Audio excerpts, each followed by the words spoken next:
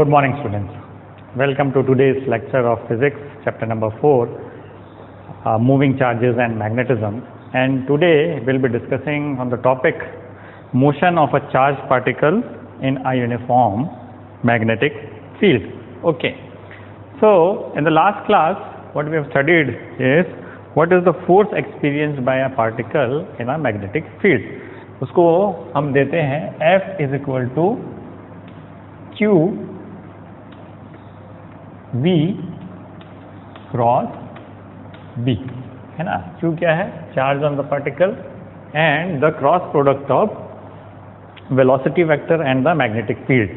ये इसका फॉर्मूला है. स्केलर फॉर्म में अगर इसे देखें तो F is equal to Q V B sin theta, where theta is the angle between the velocity vector and the magnetic field. Okay.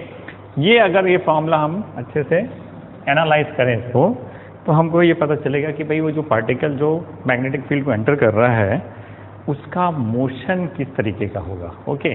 तो सबसे पहले हम एक केस देखते हैं कि व्हेन केस 1 मैं ले लेता हूँ. When case 1 is when the velocity vector is parallel to the magnetic field or it is anti-parallel to magnetic field. इसका मतलब क्या है कि जो theta between V and B is equal to either 0 or 180 degree, है ना. 0 का मतलब क्या है? ये मैग्नेटिक फील्ड का डायरेक्शन है और ये वेलोसिटी वेक्टर का भी डायरेक्शन सेम है. It is moving along the magnetic field. The particle is moving along a magnetic field having a charge q and it is moving parallel to the magnetic field. तब इसमें force क्या लग रहा है? q v b sine 0. Sine 0 होता है 0, यानी force is equal to 0. इसका मतलब है इस पार्टिकल में when it is moving along the magnetic field कोई फोर्स लग ही नहीं रहा है. तो उसका वेलोसिटी चेंज हो रहा है क्या है? वेलोसिटी तो चेंज हो ही नहीं रही है इसकी. वो सेम वेलोसिटी से आगे बढ़ते जाएगी. जब फोर्स नहीं लग रहा है तो कोई मोमेंटम नहीं लग रहा है तो उसके मोशन में कोई डिफरेंस आएगा नहीं. हम न्यूटन्स लॉ लगाएंगे इसमें तो कोई चेंज नहीं हो रहा है ना. तो जब चेंज नहीं हो रहा है इसके स्टेट में तो it will continue to move in a straight line, है ना. तो इसका मोशन क्या रहेगा? Straight line path, because no force actually is acting on this, so it will be a straight line path. Second case इसको हम ये इसी केस में सेकेंड वाला when theta is equal to 180 degree, यानी ये मैग्नेटिक फील्ड का direction है और ये वेलोसिटी वेक्टर का डायरेक्शन है. ओके. तो again F is equal to Q V B sine 180 degree. Sine 180 is 0, तो F again is equal to 0. तो अगर अलोंग चलता है तब भी उसमें फोर्स नहीं लगता, उसके अपोजिट डायरेक्शन पे चलता है तब भी फोर्स नहीं लगता. तो again motion will be just a straight line with same velocity. ना, velocity is also not changing. अच्छा, velocity तो दूसरे केस में भी चेंज नहीं होता है. अगर किसी एंगल में भी जाएगा तो भी चेंज नहीं होता. लास्ट टाइम हमने जब वर्क डन की बात की थी तो हमको ये पता चल गया था क्योंकि the angle between the velocity vector and the magnetic field is always 90 degree, है ना, परपेंडिकुलर है. इस केस में वर्क डन 0 होता है. ओके. तो केस 1 इज सॉल्व. केस 2 लेते हैं. अब सेकंड केस ये है कि when the initial velocity of the is perpendicular to the magnetic field, यानी मैग्नेटिक फील्ड के परपेंडिकुलर वो एंटर कर रहा है उस मैग्नेटिक फील्ड में. मैग्नेटिक फील्ड अगर इस डायरेक्शन में है तो वेलोसिटी ऐसे एंटर कर रहा है या फिर ऐसे एंटर कर रहा है पार्टिकल, या तो ऐसे एंटर कर रहा है या फिर ऐसे एंटर कर रहा है मैग्नेटिक फील्ड के परपेंडिकुलर. तो उस केस में उसका पाथ क्या होगा, उसका मोशन कैसा होगा? तो उसके लिए हम क्या करते हैं कि सपोज पहले तो मैग्नेटिक फील्ड का डायरेक्शन हम क्या लेते हैं इसको समझने के लिए कि इट इज़ गोइंग इनवर्ड्स, कि बोर्ड्स के इनवर्ड्स जा रहे हैं. तो इनवर्ड जा रहा है उसको हम कैसे दिखाते हैं, क्रॉस से। तो ये सपोज एक यूनिफॉर्म मैग्नेटिक फील्ड है, उसका डायरेक्शन इनवर्ड्स है, it is moving in. Okay, so this is a uniform magnetic field। Okay, इस पे कोई एक पार्टिकल जो है वो एंटर कर रहा है, अब वो किसी भी डायरेक्शन में जाए, सपोज मैं इस डायरेक्शन में जाए, इस डायरेक्शन में जाए, उस डायरेक्शन में जाए, नीचे जाए, but it is again it is perpendicular, क्योंकि मैग्नेटिक फील्ड का डायरेक्शन क्या है, ये है। अब मैं इसके इस प्लेन में, ये वाले बोर्ड के प्लेन में मैं किधर भी जाऊंगा, it will be always be perpendicular to the direction. तो सपोज मैं यहाँ पे एक चार्ज Q है, एक चार्ज Q है, okay, and I have given it a velocity like this. तो ये B की वेलोसिटी, B इनवर्ड्स है ना, B का डायरेक्शन क्या है, इनवर्ड्स। ओके, अब ये वेलोसिटी, तो इसके कारण है, यानी मैंने एक चार्ज को ऐसे फेंक दिया, सपोज एक पॉजिटिव चार्ज है, उसको मैंने ऐसे फेंक दिया, और मैग्नेटिक फील्ड इसके परपेंडिकुलर अंदर एक्ट कर रही है। इसका मोशन क्या होगा, इसका मोशन क्या होगा, फोर्स किस डायरेक्शन में लग रही है। फोर्स लगाने के लिए 3 तरीके बताए थे। यहाँ पे मैं एक काम करता हूँ, मैं सिर्फ वो जो राइट हैंड पाम रूल वाला जो है वो करते हैं कि आपके जो उंगलियों के जो टिप्स हैं वो along the direction of magnetic field है ना, मैग्नेटिक फील्ड के डायरेक्शन में। तो ये मेरा मैग्नेटिक फील्ड, उसके बाद ये जो थंब है that is in the direction of current या वेलोसिटी, करंट या वेलोसिटी। तो ये मेरा अंदर जा रहा है मैग्नेटिक फील्ड, वेलोसिटी इधर है ना, वेलोसिटी इधर है, फोर्स कैसे लग रहा है, इधर लग रहा है, फोर्स किधर लग रहा है, इधर लग रहा है। ओके, तो फोर्स इज इधर, फोर्स किधर लग रहा है, इधर। तो ये वेलोसिटी इधर, फोर्स इधर, तो इसका जो डिस्प्लेसमेंट किधर होगा, रिजल्टेंट डिस्प्लेसमेंट इधर होगा। ठीक है, सपोज वो यहाँ इस पॉइंट पे पहुँच गई, इस पॉइंट पे पहुँच गया ये चार्ज। ठीक है, अब यहाँ पे इसकी जो वेलोसिटी है टेंजेंशियल रहेगी है ना, तो ये इसकी वेलोसिटी चेंज हो गई, अब इस डायरेक्शन में हो गई, ये वेलोसिटी चेंज हो गई है ना। तो उसके कारण अब फोर्स कैसे लग रहा है, ये वेलोसिटी है तो इसके परपेंडिकुलर, फिर इधर, तो फिर ये चार्ज जो है घूम गई। ओके, यहाँ पे आए, फिर यहाँ पे जो वेलोसिटी है वो टेंजेंशियल है, और फोर्स किधर लगेगा, अगेन इस डायरेक्शन में, तो ये अगेन इधर, और ऐसा हर एक पॉइंट में एक, इसके कारण में एक क्या बनेगा, इसका पाथ कैसा हो जाएगा है ना, हमेशा ये इनवर्ट्स की तरफ, चाहे किसी भी पॉइंट में है, अगर ये है तो इधर, ये है तो इधर। तो what will happen is it will, the particle will start a circular motion. Particle का मोशन किस टाइप का होगा, क्योंकि ये जो फोर्स है it will act like a centripetal force acting to some centre. कोई एक सेंटर लेके हमेशा फोर्स इनवर्ट्स लगेगा इस पे, तो ये हो जाएगा एक सेंट्रीपिटल फोर्स बनाएगा है ना। सपोज यहाँ पे है ना, तो इधर पे ये वेलोसिटी इधर हो गई, मैग्नेटिक फील्ड अंदर, तो फोर्स अब किधर लग रहा है, अंदर, यहाँ पे फोर्स किधर लग रहा है, अंदर।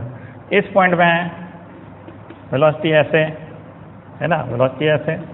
ओके, तो अगेन मैग्नेटिक फील्ड अंदर, वेलोसिटी ऐसे, फोर्स किधर लग रहा है, अंदर। तो हर पॉइंट में जो फोर्स लग रहा है वो इनसाइड लग रहा है, it will act as a centripetal force, और उसके कारण में क्या होगा कि this particle will have a uniform circular motion. Okay, हाँ, वेलोसिटी वेक्टर हमेशा अलग रहेगा, वेलोसिटी का जो मैग्नीट्यूड है वो चेंज नहीं होगा, यानी इसकी स्पीड चेंज नहीं होगी। पार्टिकल जिस स्पीड से एंटर हुई है, इनिशियल वेलोसिटी, जो इनिशियल स्पीड से जो एंटर हुई उसी स्पीड से वो घूमते रहेगी। तो it will follow a circular motion, it will follow a circular motion है ना। The force acting in it जो कि QVB होगा। फोर्स कितना लग रहा है इसमें,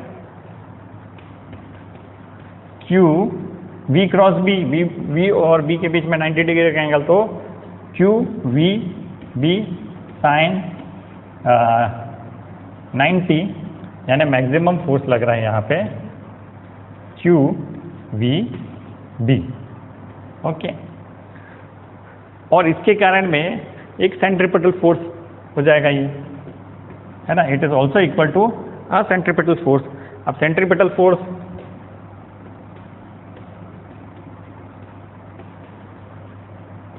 का फॉर्मूला क्या है? क्योंकि ये चार्ज है, ये पार्टिकल है, इसमें कुछ मास होना चाहिए, ठीक है। तो उसका मास अगर m है तो सेंट्रीपिटल फोर्स क्या होगा? mv² upon r, okay, where r is the radius of this circular path. r क्या है? Is the radius of this circular path. Now this is equal to this, है ना। ये जो मैग्नेटिक फील्ड जो force create कर रहा है वही तो सेंट्रीपिटल फोर्स है, ओके। तो हम क्या कर देंगे, इन दोनों को इक्वेट कर देते हैं। तो q v b is equal to mv² upon r, okay. तो ये v इधर से, ये v इधर से कट गया, तो हमको यह रेडियस का वैल्यू मिल जाएगा। What will be the radius of the circular path? r is equal to mv upon qb। r is equal to mv upon qb। This is the radius of this circular path, okay. तो velocity vector तो हमेशा change हो रही है, velocity भी change हो रहा है क्योंकि हर एक पॉइंट में वेलोसिटी का डायरेक्शन चेंज हो रहा है, बट इसका मैग्नीट्यूड चेंज नहीं हो रहा है। जिस मैग्नीट्यूड से ये पार्टिकल मूव हो रही है वो मैग्नीट्यूड हमेशा सेम रहेगा। क्यों? अगेन बिकॉज कोई वर्क डन नहीं है, वर्क डन नहीं है, बस इसका पाथ सर्कुलर रहेगा। तो what path it is following? It is following a circular path, okay. Now this circular path, if it is following a circular path with a radius mv upon qb, time period क्या है इसका, है ना। so अच्छा, उससे पहले एक चीज हम देखते हैं, है ना, टाइम पीरियड को तो बाद में देखेंगे। अब ये जो रेडियस है किस पे डिपेंडेंट है? ये जो रेडियस है, यहाँ पे मैं इसको अच्छे से बड़े से लिखता हूँ ताकि हम उसको अच्छे से समझ सकें। This radius is equal to mv upon qb, है ना। ये रेडियस ऑफ दिस पाथ किस पे डिपेंडेंट है? It is dependent on the velocity. जितनी तेजी से उसको फेंकूंगा, जितनी तेजी से वो पार्टिकल अंदर मैग्नेटिक फील्ड में एंटर करेंगे, उतना बड़ा उसका पाथ का रेडियस होगा, है ना। अगर इसको मैं एक छोटी सी वेलोसिटी से भेजता हूँ तो उसका जो पाथ है वो छोटा रहेगा, है ना। v अगर छोटा है, मैं इसको स्मॉल v बोलता हूँ, छोटा है, छोटी सी वेलोसिटी से मैं फेंकता हूँ तो इसका पाथ जो है, रेडियस जो है छोटा रहेगा। लेकिन इसको बहुत तेज़ी से फेंकता हूँ, है ना, तो क्या होगा, ये दूर तक जाएगा और बड़ा रेडियस बनाएगा, ओके। बाकी सब सेम। अगर वेलोसिटी कम है तो छोटा रेडियस, वेलोसिटी ज़्यादा है तो बड़ा रेडियस, है ना। मास तो उसका चेंज होगा नहीं, मास तो कांस्टेंट रहेगा, ओके। यहाँ पे हम बोल सकते हैं, अगर हम वो आइंस्टीन थ्योरी लगाएंगे तो मास भी चेंज होता है वेलोसिटी से, लेकिन यहाँ पे मास को हम कांस्टेंट रखेंगे तो ठीक है। वेलोसिटी धीरे है तो रेडियस छोटा, वेलोसिटी ज़्यादा है तो रेडियस, वेलोसिटी का मैग्नीट्यूड ज़्यादा है तो रेडियस बड़ा। दूसरा, अगर चार्ज छोटा है, अगर कम चार्ज को मैं इसके अंदर में मूव करा रहा हूँ तो रेडियस बड़ा, इन्वर्सली प्रोपोर्शनल है। देखिए, radius is inversely proportional to the amount of charge. अगर छोटा चार्ज एंटर कर रहा है तो बड़ा रेडियस बनेगा, है ना। और बहुत बड़ा चार्ज अगर इसके अंदर में एंटर कर रहा है तो छोटा रेडियस बनेगा, okay. Second, again the strength of magnetic field. अगर कम मैग्नेटिक फील्ड है तो बड़ा रेडियस बनेगा, और मैग्नेटिक फील्ड स्ट्रांग है तो छोटा रेडियस बनेगा, ओके। तो मैग्नेटिक फील्ड और चार्ज से की इन्वर्सली प्रोपोर्शनल है और वेलोसिटी के डायरेक्टली प्रोपोर्शनल है।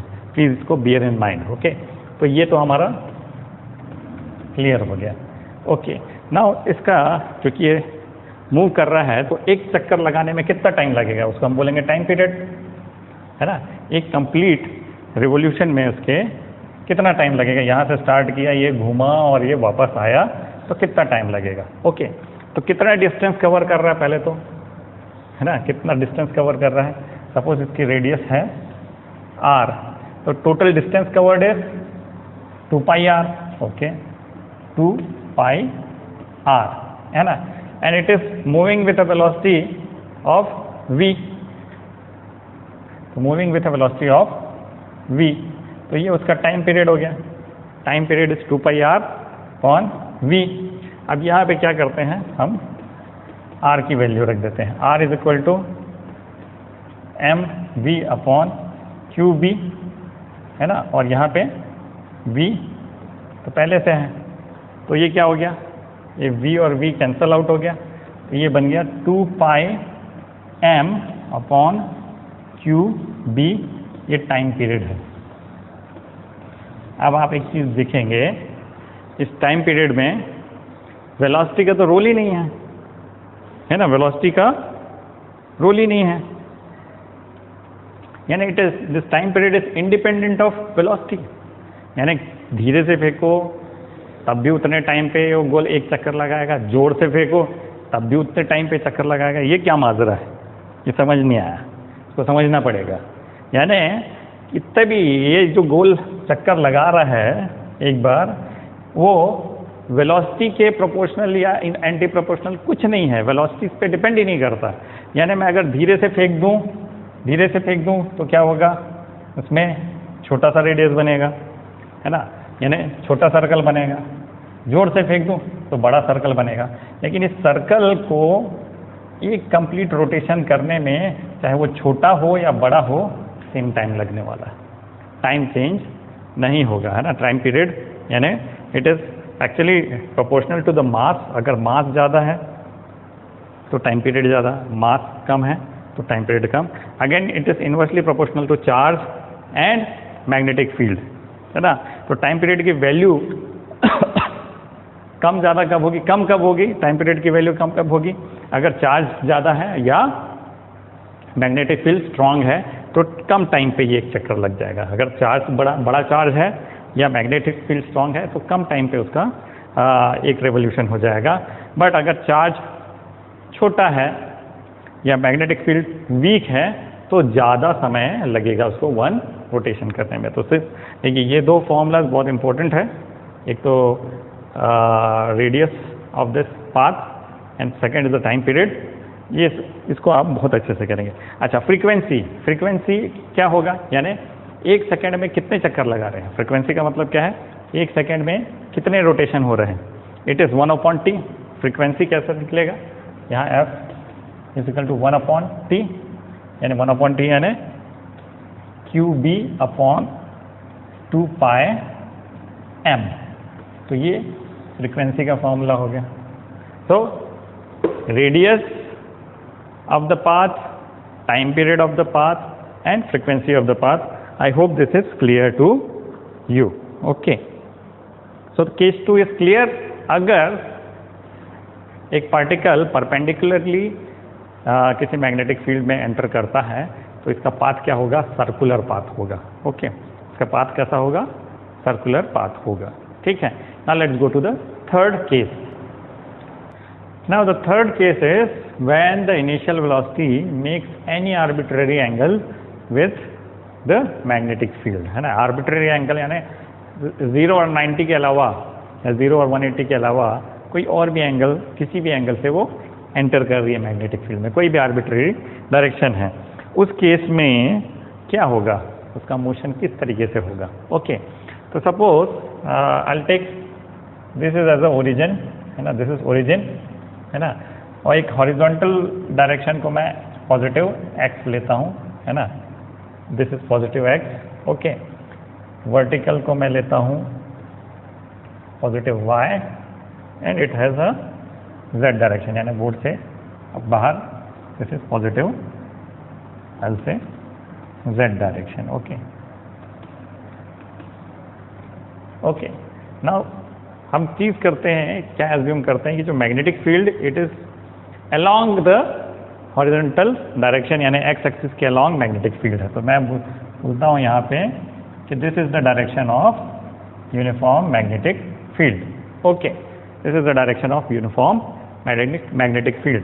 A particle of charge q and mass m, है ना, प्लस q, एक पार्टिकल है with charge plus q and mass m and it is moving with a velocity of v at an angle theta, है ना, यहाँ से at an angle theta with magnetic field, with respect to magnetic field. इसको आप XY plane में मान लो, suppose XY plane में ही move कर रहा है, किसी भी वो XY प्लेन के अलावा भी मूव कर सकता है, लेकिन अभी सिंप्लिसिटी के लिए XY प्लेन मानते हैं। XY प्लेन में with an angle theta with B move कर रहा है। Force is equal to Q V B sine theta. अभी जो फोर्स है, इसमें जो फोर्स लग रहा है ना, फोर्स का डायरेक्शन क्या होगा, है ना, सपोज ये मैग्नेटिक फील्ड है, ये थंब है, फोर्स का डायरेक्शन क्या होगा, इनवर्ड्स होगा। फोर्स किधर होगा,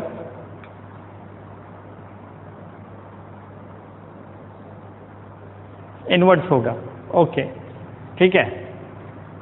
यहाँ हम दिस इज B एंड ये B है, ये वेलोसिटी वेक्टर है, उसको मैं ऐसा करता हूँ, फोर्स इज इनवर्ड। ओके, किसी भी पॉइंट में यहाँ पे इनवर्ड फोर्स लग रहा है, लेकिन इस वेलोसिटी के दो कंपोनेंट है, देखिए, है ना, एक हॉरिजॉन्टल कंपोनेंट है और एक वर्टिकल कंपोनेंट है।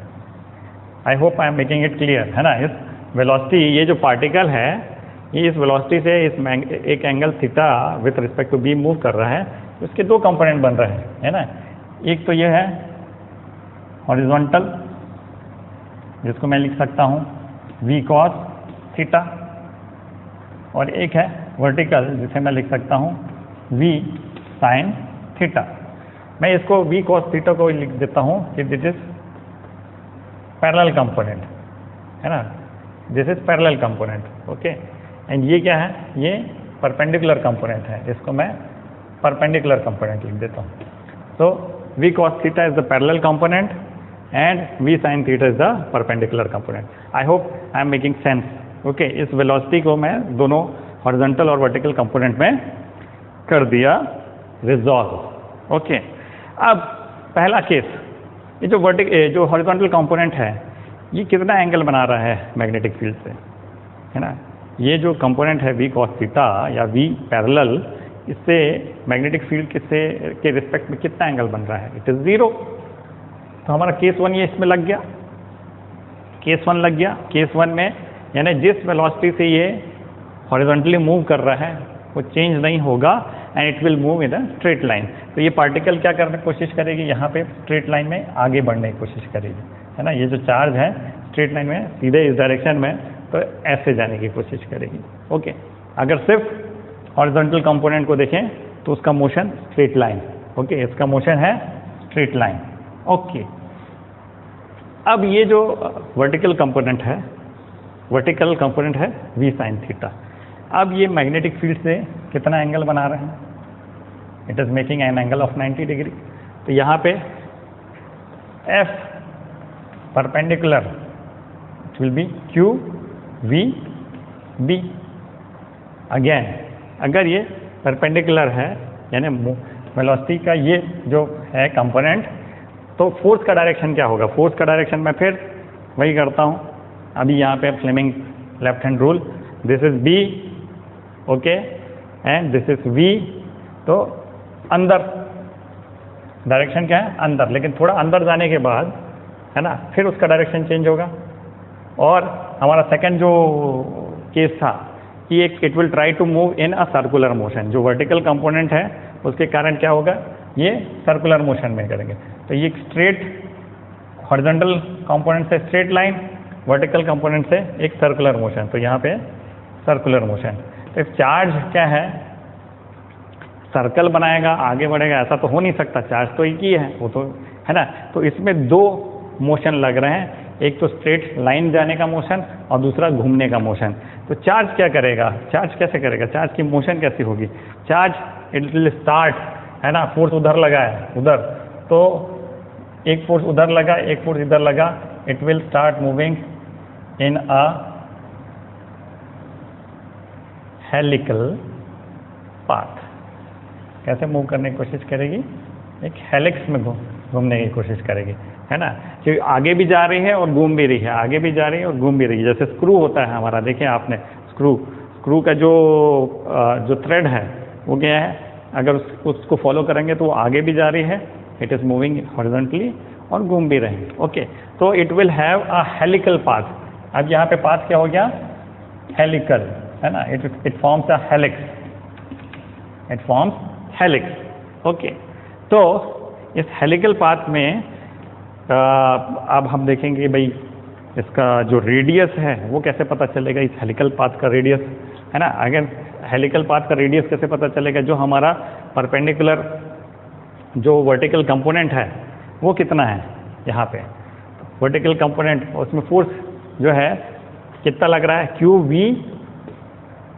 We perpendicular into B sine theta या साइन 90, है ना। तो यानी यहाँ पे बोलो कि इसका भाई रेडियस निकालना है, तो मैं इसको किसको इक्वेट करूँगा, Q V perpendicular is V sine theta into B is equal to M, यहाँ पे फिर वी परपेंडिकुलर यानी V sine theta upon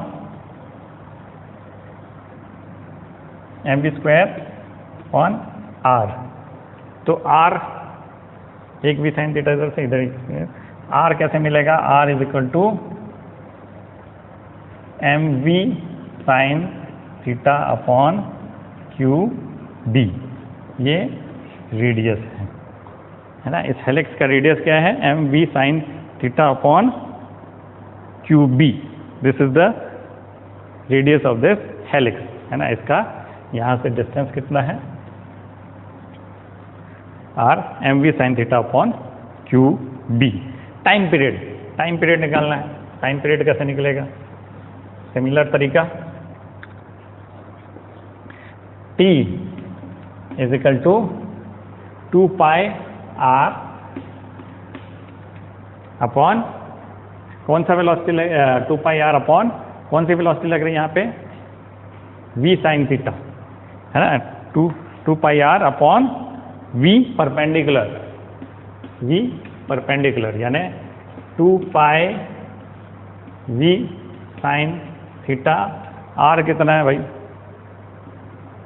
M V sine theta upon Q B, V sine theta cancel, again time period is same formula, 2 pi R 2 pi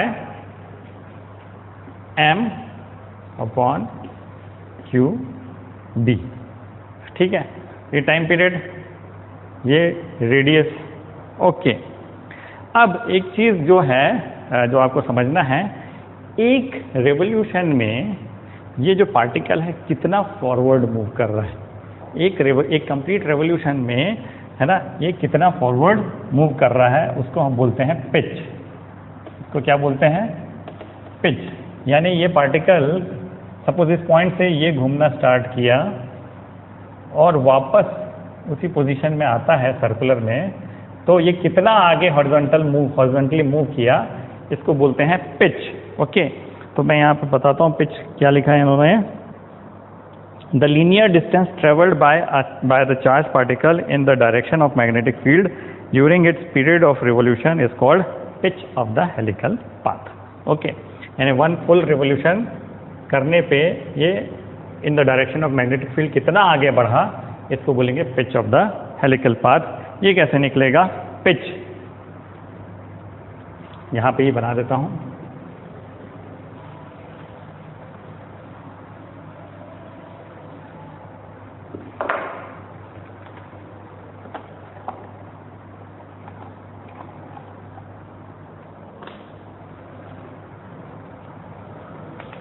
pitch of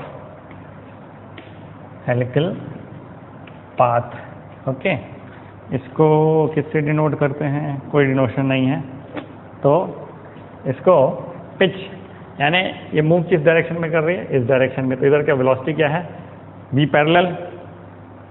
parallel इसकी velocity है ना, और कितने time पे move कर रहा है इनटू टाइम पीरियड, है ना। यानी हमको डिस्टेंस निकालना है, distance is equal to speed into time, है ना। स्पीड क्या है इस डायरेक्शन में, v cos थीटा या v पैरेलल, टाइम कितना लग रहा है, एक टाइम पीरियड लग रहा है इनटू टी, ये पिच हो गया, है ना। तो यहाँ पे v पैरेलल क्या है, v cos theta, time period क्या है 2 pi m upon Q b, 2 pi m upon Q b. तो ये उसका पिच हो गया, है ना, 2 pi m q b cos theta upon sorry 2 pi m v cos theta, 2 pi m v cos theta upon Q B, this is the pitch. Okay, अच्छे से लिख देते हैं 2 pi m v cos theta upon Q B, this is pitch. तो इसे आप याद रखें, है ना। तो आज अभी जो टॉपिक है इसमें हमने मोशन, 3 केसेस देखे, motion of charge particle in a uniform magnetic field. एक along the direction of magnetic field, दूसरा perpendicular to the magnetic field, तीसरा at any angle other than parallel, anti parallel और perpendicular to। इन तीनों case में कैसा motion होगा। पहला motion अगर along the पैरेलल और anti parallel to the magnetic field है तो स्ट्रेट लाइन मोशन होगा। अगर परपेंडिकुलर है मैग्नेटिक फील्ड से तो सर्कुलर मोशन होगा, और किसी और एंगल में है ना, other than perpendicular and parallel, तो वो उसमें मोशन होगा, वो होगा हेलिकल। कैसा होगा? Helical. Hope you understand this. अब हम एक नेक्स्ट टॉपिक में जाते हैं जिसको बोलते हैं velocity selector. Up till now what we have discussed is the motion of particle in a uniform magnetic field, and what will happen if both electric field and magnetic field are subjected to this particle। यानी इस particle में अभी तक हमने जो discussion किया वो था कि particle was moving in a magnetic field, uniform magnetic field. तब क्या होगा जब उसमें मैग्नेटिक फील्ड भी अप्लाई हो रहा है और इलेक्ट्रिक फील्ड भी अप्लाई हो रहा है। तो फॉर सिंप्लिसिटी हम ये देखते हैं कि ये जो मैग्नेटिक फील्ड और इलेक्ट्रिक फील्ड जो वहाँ पे एक्ट कर रहा है वो एक दूसरे से म्यूचुअली परपेंडिकुलर है ना। यानी अगर मैग्नेटिक फील्ड ऐसा है तो इलेक्ट्रिक फील्ड ऐसा होगा, है ना। इस केस में अगर उसके अंदर में कोई पार्टिकल या इलेक्ट्रॉन या प्रोटॉन या कुछ भी इसके अंदर डालते हैं तो उसका मोशन कैसा होगा, ये एक टॉपिक है। और उसी टॉपिक से हमको ये पता चलेगा कि वेलोसिटी सिलेक्टर होता क्या है। तो सपोज एक काम करते हैं, इसका एक कंस्ट्रक्शन करते हैं कि भाई एक ऐसा इधर पे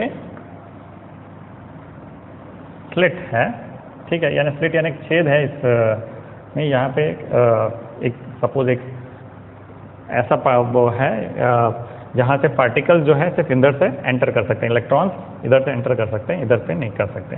तो इधर से मैं यहाँ पे सपोज एक इलेक्ट्रॉन को एंटर कराता हूँ। अब एंटर कराता हूँ तो it will enter into an area, suppose there is an area, है ना, एक एरिया पे एंटर करेगा। यहाँ पे जो मैग्नेटिक फील्ड है, इसके अंदर जो मैग्नेटिक फील्ड है वो इनवर्ड्स है। इसका डायरेक्शन क्या है?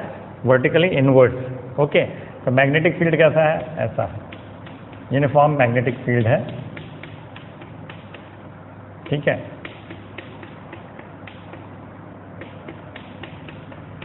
का डायरेक्शन इनवर्ड्स है, बी का डायरेक्शन क्या है? इनवर्ड्स। तो मैं लिख देता हूँ, यहाँ पे लिखता हूँ बी इनवर्ड्स। ओके, ठीक है।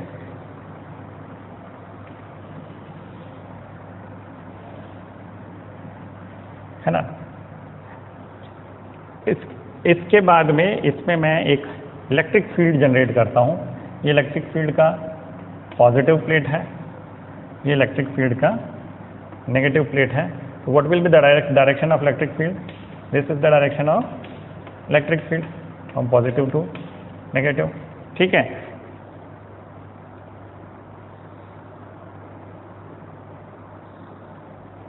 Okay, so this is positive, this is negative।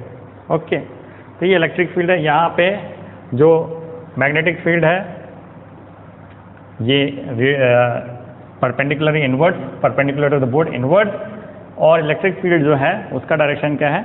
Downwards. Electric field का डायरेक्शन क्या है?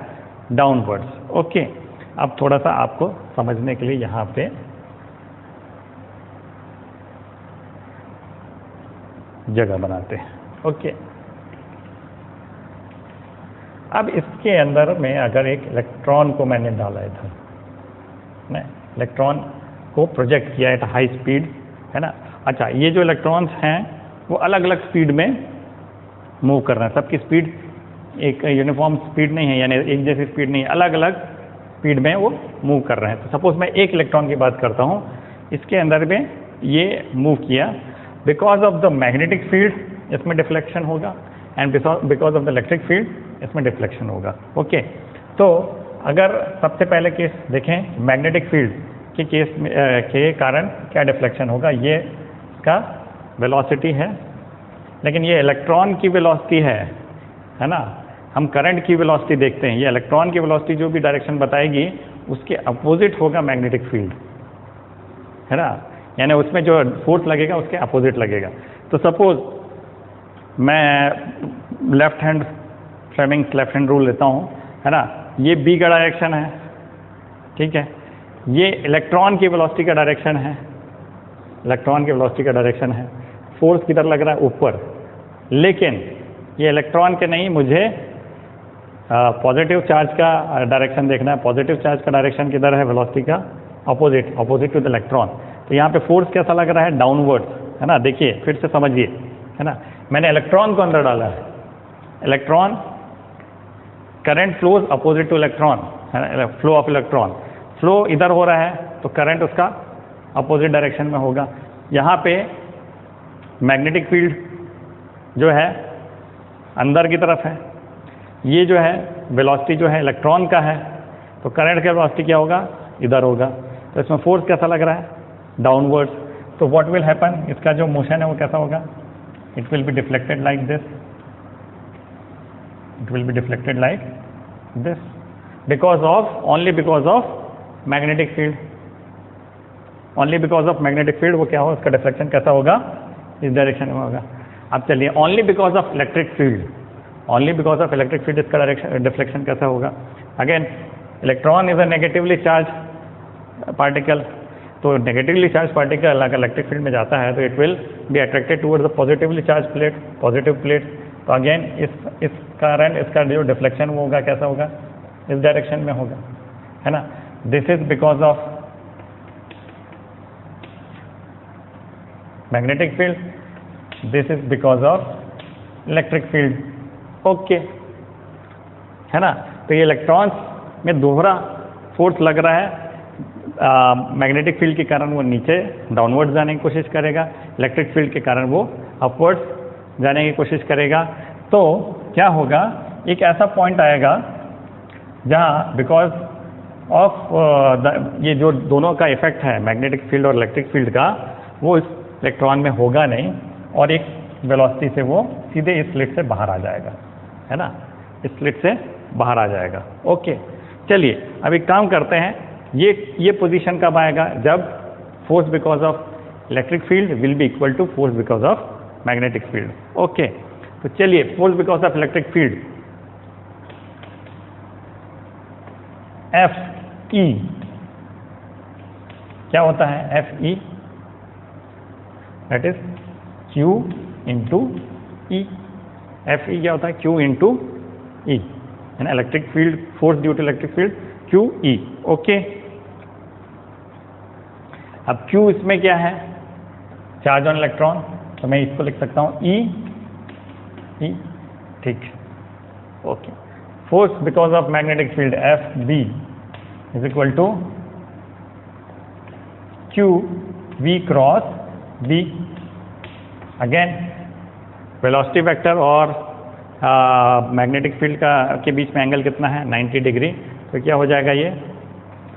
Q V B sine 90, Q की वैल्यू है ई वी बी। ओके, तो ये अगर ये बिना डिफ्लेक्ट हुए सीधे जाएगा, उस केस में क्या होगा? F E is equal to F B, यानी कि दिस एम्प्लाइज ई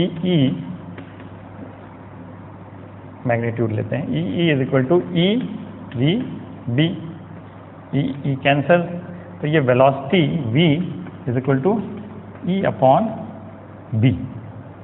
वेलोसिटी क्या है? It is E upon B. Velocity की वैल्यू क्या है? Electric field divided by electric field intensity divided by the magnetic field intensity. Okay, तो अब हम इसको वेलोसिटी सिलेक्टर क्यों बोलते हैं? वेलोसिटी सिलेक्टर इसलिए बोलते हैं कि इससे क्या होगा कि हमें एक डिजायर्ड वेलोसिटी चाहिए पार्टिकल में, वो हम चोजन डिजायर्ड वेलोसिटी को हम इसमें ले सकते हैं। हम उस वेलोसिटी इस वेलोसिटी के हिसाब से इलेक्ट्रिक फील्ड और मैग्नेटिक फील्ड अगर एपरेटस में लगाएंगे, है ना, इलेक्ट्रिक फील्ड और मैग्नेटिक फील्ड उस एपरेटस में लगाएंगे, तो जो भी इलेक्ट्रॉन यहाँ से निकलेगा it will be having that desired velocity, और बाकी जितने भी जो पार्टिकल्स हैं जो अलग वेलोसिटी से रहेंगे it will get deflected and stopped by this plate. इसको बोलते हैं डबल स्लिट एक्सपेरिमेंट। क्या बोलते हैं इसको? Double slit experiment. इसका यूज़ किया था जे थॉमसन ने ई बाई इलेक्ट्रॉन का चार्ज टू मास रेशियो निकालने, ई बाई एम निकालने के लिए जे थॉमसन ने इस एपरेटस का यूज़ किया था जिसको बोलते हैं डबल स्लिट एक्सपेरिमेंट। ओके, तो इसका काम क्या होता है ना, एक पर्टिकुलर इसमें, और not only electrons, we can also put other particles also, other charge particles also. तो उससे क्या होगा कि हमको एक डिजायर्ड वैल्यू चाहिए अगर उस पार्टिकल में, तो हम उसी हिसाब से सेट कर देंगे इलेक्ट्रिक फील्ड को और मैग्नेटिक फील्ड को। तो हमको यहाँ से जो पार्टिकल को अंदर डालेंगे तो वहाँ से वो उस डिजायर्ड वेलोसिटी में, यानी वेलोसिटी तो चेंज होगा नहीं, यहाँ पे एक बीम डालेंगे which will be having different velocities of electron, यहाँ से वो पर्टिकुलर वेलोसिटी ऑफ इलेक्ट्रॉन ही बाहर निकलेगा। इसलिए such an arrangement can be used to select charged particles of a particular velocity out of a beam in which the particles are moving with different speeds. This arrangement is called velocity selector or velocity filter. Okay, so अब इससे related कुछ questions कर लेते हैं ताकि अभी तक जो भी पढ़ा है वो कॉन्क्रीट हो जाए। So the first question is, a beam of ions with velocity 2 into 10⁵ meters per second enters normally into a uniform magnetic field of 0.04 Tesla if the specific charge of the ion is 5 into 10⁷ coulomb per kilogram. Find the radius of the circular path described. Okay, तो question क्या है? एक beam of ions हैं, वो move कर रहे हैं normally to the uniform magnetic field. Given is B is equal to 0.04 Tesla and also V is equal to 2 into 10⁵ meter per second. Okay, okay. अब इसमें लिखा है if the specific charge of ion is 5 into 10⁷ coulomb per kg. Specific charge of ion coulomb per kg, यानी specific charge पर of ion यानी charge per unit mass. इसको क्या बोलेंगे? Charge per unit mass. Okay, तो मुझे क्या दिया हुआ है? चार्ज पर यूनिट मास, यानी Q बाय M दिया है, दैट इज कितना है ये? 5 into 10⁷, 5 into 10⁷ coulomb per kg। ठीक है, निकालना क्या है मुझे? Radius of the circular path. Okay, तो है ना, परपेंडिकुलर है तो सीधे हम ये निकाल सकते हैं Q V into B is equal to M V square upon R. ठीक है, तो R is equal to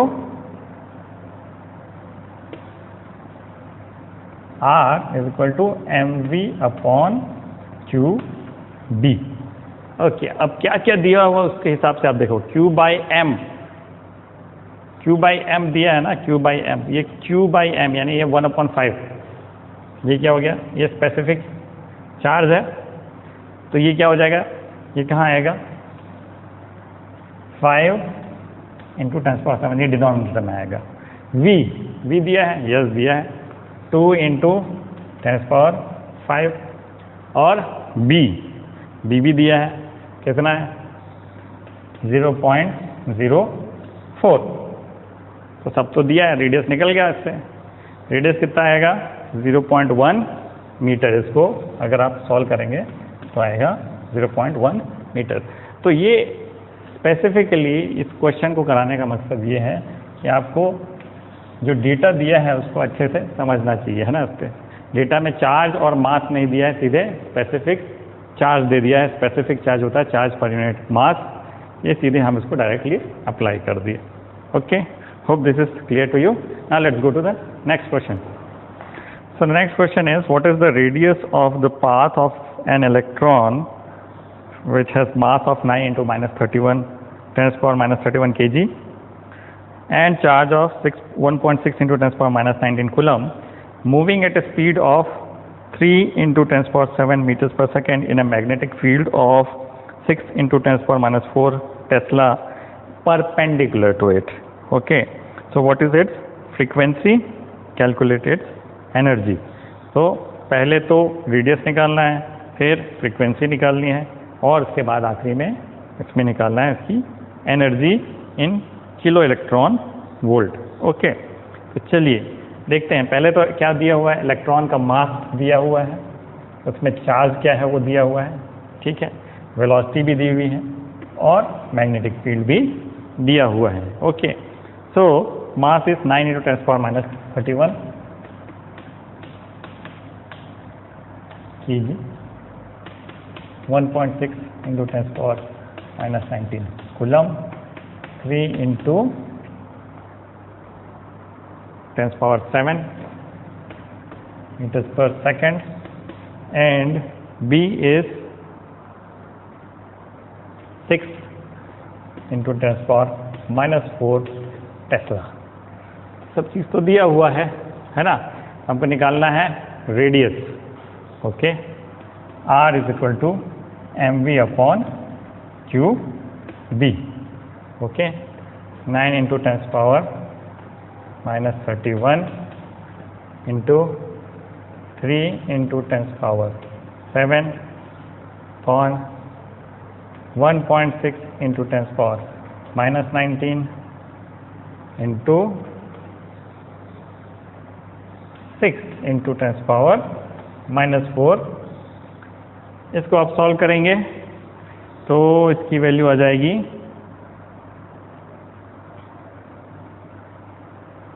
0.28 metres.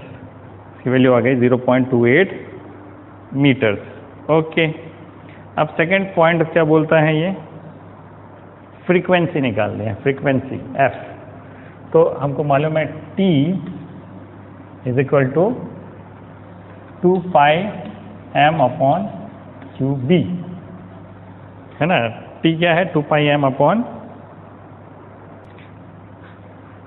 तो frequency will be 1/T = frequency. इसको न्यू से भी दिखाते हैं, है ना। तो यानी न्यू = qb/2πm। q हो जाएगा 1.6 10⁻⁻19, b है 6 × 10⁻⁴, 2 × पाई ले लीजिए 3.14 इंटू मास 9 × 10⁻31। इसको आप सॉल्व करेंगे तो फ्रीक्वेंसी आ जाएगी, फ्रीक्वेंसी = 1.7 × 10⁷ हर्ट्ज, 1.7 × 10⁷ हर्ट्ज। यानी एक सेकंड में वो इतने चक्कर लगाएंगे।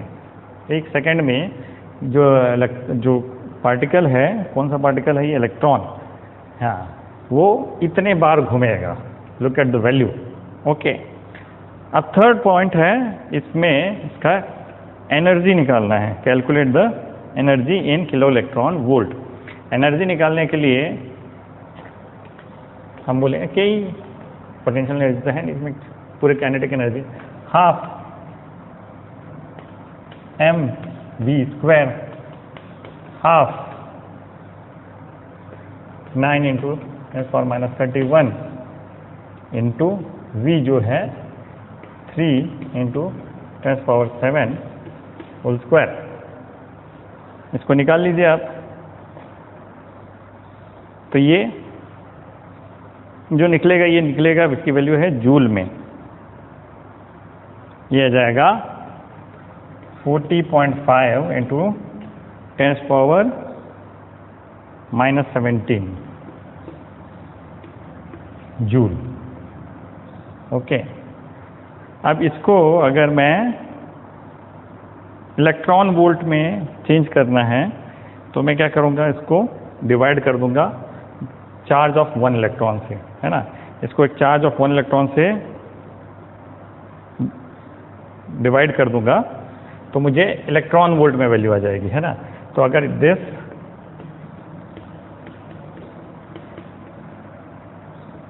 अपॉन 1.6 इंटू 10⁻19 करूँगा तो this will be value of electron volt, है ना। और किलो इलेक्ट्रॉन वोल्ट में करना यानी इसको मल्टीप्लाई कर दूंगा अगर मैं 1000 से तो ये KeV में मिल जाएगा, किलो इलेक्ट्रॉन वोल्ट में मिल जाएगा। तो इसको अगर मैं मल्टीप्लाई कर देता हूँ 1000 से तो ये वैल्यू आ जाएगी। इसको आप कैलकुलेट कर लेना। ओके, जो भी उसकी वैल्यू आएगी, इसकी वैल्यू आएगी 2.53 किलो इलेक्ट्रॉन वोल्ट, है ना। 2.53 KeV आएगी इसकी value.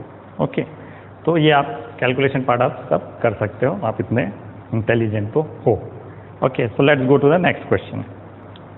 So the question is an electron moving horizontally with a velocity of 4 into 10⁴ meters per second enters a region of uniform magnetic field of 10⁻⁵ Tesla acting vertically downwards as shown in the figure.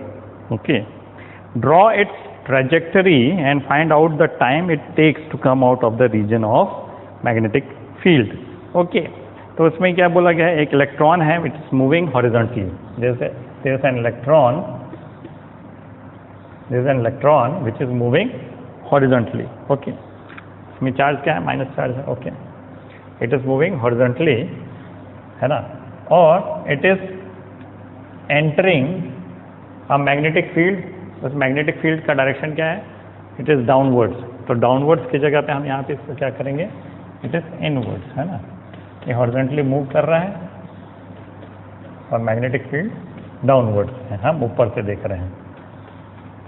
ठीक है, तो यहाँ पे ये enter करेगा। तो उसमें question ये पूछा है कि भैया व्हाट इज द ट्रेजेक्टरी, वो क्या ट्रेजेक्टरी फॉलो करेंगे, है ना। तो the moment it enters the magnetic field, जिस समय वो मैग्नेटिक फील्ड एंटर करेंगे तो यहाँ से, क्योंकि सिर्फ मैग्नेटिक फील्ड लग रहा है ना, इलेक्ट्रॉन है, तो इसमें फोर्स कैसे लगेगा, फोर्स कैसे लगेगा, ये मैग्नेटिक फील्ड का डायरेक्शन है ना, ये वेलोसिटी वेक्टर का डायरेक्शन है, ये इलेक्ट्रॉन के मोशन का डायरेक्शन है, तो उसके उल्टे वेलोसिटी वेक्टर का डायरेक्शन है। ठीक, ओके, ये मैग्नेटिक फील्ड का डायरेक्शन, ये वेलोसिटी वेक्टर का डायरेक्शन, तो इसमें फोर्स कैसे लगेगा, डाउनवर्ड्स। ओके, तो फोर्स इज डाउनवर्ड्स। ओके, तो एंट्री जब होगी तो उसके बाद में इसमें फोर्स डाउनवर्ड लगेगा और उसके कारण में एक सर्कुलर पाथ फॉलो करेंगे, है ना। यहाँ पे एक सर्कुलर पाथ फॉलो करेगा ये, लेकिन ये आधा ही पहुँचा है, आधा ही पहुँचा रहेगा, यानी एक सेमी सर्कल ही जैसे ये करेगा, उसके बाद वो तो बाहर आ जाएगा। हाँ, तो बाहर आ जाएगा, मैग्नेटिक फील्ड से बाहर आ जाएगा। तो ट्रेजेक्टरी क्या है, ये semi circular path inside the magnetic field, है ना। यहाँ से बाहर, इधर से एंटर, फोर्स ऐसा डाउनवर्ड लगा और उसके कारण में एक सर्कुलर पाथ फॉलो करते करते करते यहाँ पहुँचे इसके बाउंड्री में और मैग्नेटिक फील्ड से बाहर। So this is the trajectory. Okay, hope you understand this, है ना। ये इलेक्ट्रॉन जा रहा है ना, तो ये मैग्नेटिक फील्ड का डायरेक्शन में इनवर्ड्स लिया, इलेक्ट्रॉन ऐसा जा रहा है तो वेलोसिटी वेक्टर उसके अपोजिट होगी। फोर्स कैसा लग रहा है, डाउनवर्ड्स, हर एक पॉइंट में डाउनवर्ड फोर्स लगेगा। तो यहाँ पे एक, क्योंकि ये परपेंडिकुलरली एंटर कर रहा है तो एक सर्कुलर पाथ फॉलो करेगा। सर्कुलर पाथ फॉलो करके ये जैसे ही आधे डिस्टेंस पहुँचा, यहाँ मैग्नेटिक फील्ड ख़त्म और यहाँ से वो सीधे टेंजेंशियली बाहर आ जाएगा। तो जैसा गया उसके अपोजिट डायरेक्शन में सेमी सर्कुलर में ये निकल जाएगा। और इसका जो ट्रेजेक्टरी है, इसका रेडियस है सपोज r। अब r कितना है? वेरी सिंपल, फोर्स कितना लग रहा है इसमें, यहाँ पे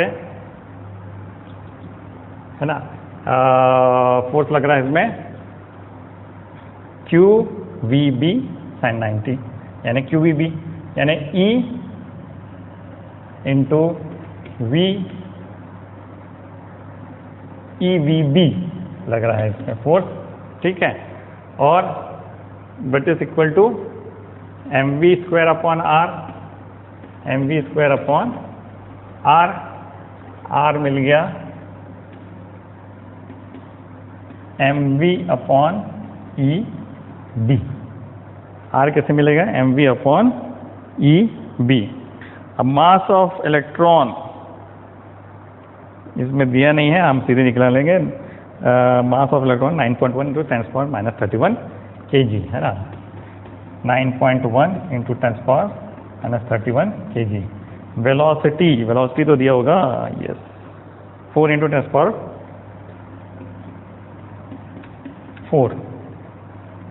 ठीक है, वेलोसिटी दिया है।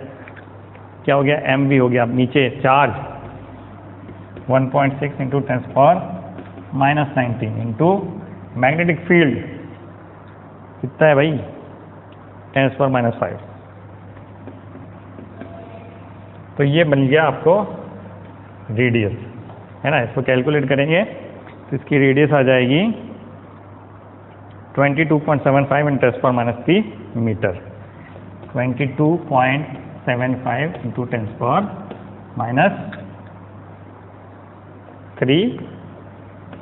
Metre. So hope you got the point, है ना। यहाँ पे आपने बोला कि सर्कल क्यों नहीं बना? सर्कल बन जाता अगर ये पूरा का पूरा मैग्नेटिक फील्ड होता, और मैग्नेटिक फील्ड के अंदर अगर कोई इलेक्ट्रॉन मूव करता तो फुल सर्कल बनता। लेकिन ये तो ऐसे एरिया से हैं जहाँ मैग्नेटिक फील्ड नहीं था, जस्ट एंटर किया, जैसे ही एंटर किया वो एक सर्कुलर पाथ को फॉलो किया, आधा ही सेमी सर्कल पहुँचा था कि ये उसके इन्फ्लुएंस से बाहर निकल गया, इसलिए स्ट्रेट निकल गया, semi circular. Okay okay, let's do one last question. इस क्वेश्चन का एक पार्ट रह गया था, इसमें बोला था कि भाई टाइम निकालिए कितने देर में ये बाहर आएगा। ओके, टाइम निकालना है तो time taken to come out of the region of magnetic field, है ना। तो हमको ये मालूम है एक सर्कल कंप्लीट करने में कितना लगता है, T is equal to 2πm upon QB, है ना, 2πm अपॉन QB। तो सेमी सर्कल कंप्लीट करने में कितना लगेगा? 2πm upon QB।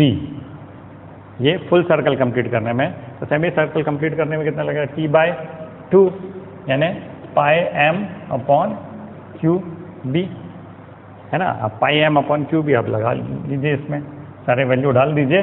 तो πm अपॉन QB ये आएगा 1.8 इंटू 10⁻⁶ सेकेंड। ओके, या फिर आप एक और तरीके से कर सकते हैं, है ना। कितना डिस्टेंस ट्रेवल किया?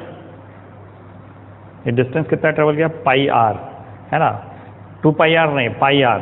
ओके, और वेलोसिटी क्या थी? 4 इंटू 10⁴। तो πr डिवाइडेड बाय v, इससे भी आपको ये टाइम पीरियड मिल जाएगा। T is equal to πr upon v या πm अपॉन QB, इससे भी आपको, तो दोनों तरीके से आप निकाल सकते हो, इससे भी निकाल सकते हो, इससे भी निकाल सकते हो। वैल्यू आ जाएगा इसका 1.8 into 10⁻⁶, 1.8 into 10⁻⁶ second.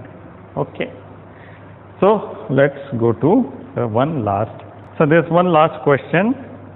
An electron, after being accelerated through a potential difference of 10⁻⁴ volts, enters a uniform magnetic field of 0.04 Tesla perpendicular to its direction of motion, calculate the radius of curvature of its trajectory। तो इसको एक कराने का मकसद ये है क्योंकि इसमें काइनेटिक एनर्जी के रिस्पेक्ट में और वोल्टेज पोटेंशियल डिफरेंस के रिस्पेक्ट में कुछ फॉर्मूलाज हैं जिसको हमने अभी तक नहीं देखा था, डिस्कस किया था, उसको हम देख लेते हैं। So an electron after being accelerated through a potential difference of 10⁴ volts enters a uniform magnetic field of 0.04 Tesla perpendicular to its direction of motion, calculate the radius of curvature of its trajectory। Okay, तो एक electron है, उसको accelerate किए by applying A potential difference ना, उसको जब accelerate कर दिए तो उसमें कितनी काइनेटिक एनर्जी गेन की, उससे हमको इस रिलेशन से हमको उसकी स्पीड मिल जाएगी, इनिशियल स्पीड मिल जाएगी। सो सपोज यहाँ पे जो दिया हुआ है पोटेंशियल डिफरेंस दिया है 10⁴ वोल्ट। ओके, तो व्हाट इज द एनर्जी?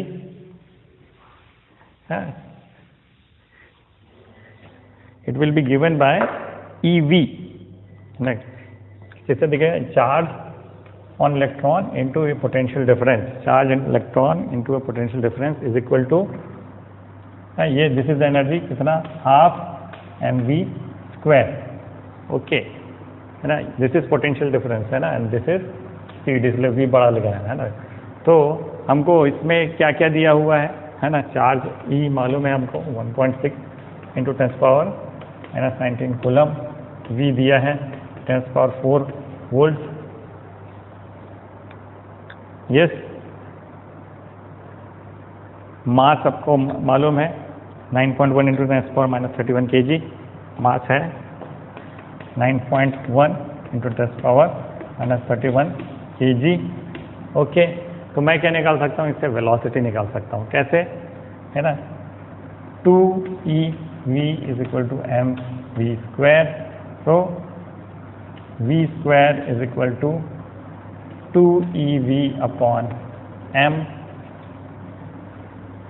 तो v = √2ev/m से मुझे वेलोसिटी मिल जाएगी। ठीक है, वेलोसिटी मिल जाएगी, मुझे मैग्नेटिक फील्ड दिया हुआ है 0.04 टेस्ला, इससे मैं R निकाल सकता हूँ, है ना। तो ये मुझे वेलोसिटी मिल गई। और क्या दिया हुआ है, मैग्नेटिक फील्ड B 0.04 टेस्ला, निकालना है R। R = mv/qb। R = mv/qb। Okay, Q की जगह E आ जाएगा, यानी mv/EB। ओके, सारे वैल्यूज हम इसमें पुट कर देते हैं। ओके, तो ये हो जाएगा m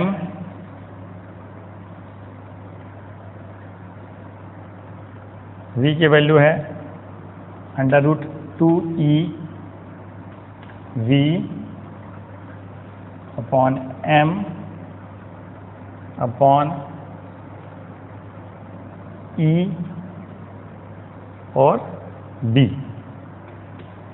ओके, अब इसको कैसे सिंप्लीफाई कर सकते हो आप,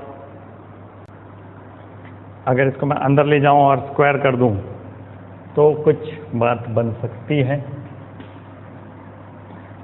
√m²/E²b²/2ev/m। एक m इधर से, एक m इधर से कैंसिल, एक इधर से, एक इधर से कैंसिल, तो बन गया 2m capital V, 2m capital V/EB²।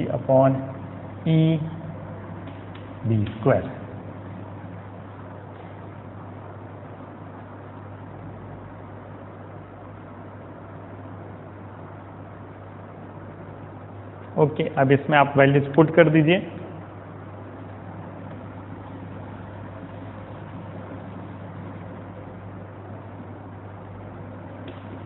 To under root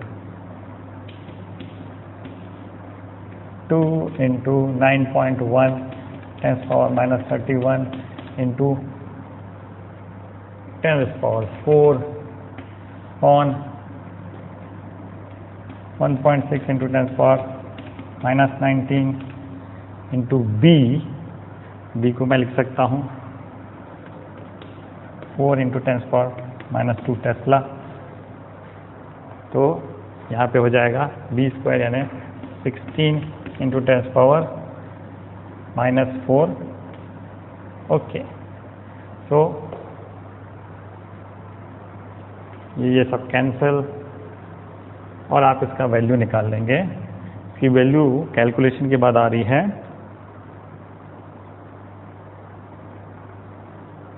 8.43 into 10 power minus 3, 8.43 into 10 power minus 3 metre. Okay, या कितना 8.43 मिलीमीटर। ओके, तो ये इनके जो क्वेश्चन होंगे मोर ऑफ कैलकुलेशन टाइप रहेंगे, तो you have to be very careful while doing the calculation. Okay, so in the next class one more thing, the topic cyclotron has been omitted for this year, so I will not be going into the details of cyclotron. What we'll do is we'll be straight away going into the topic of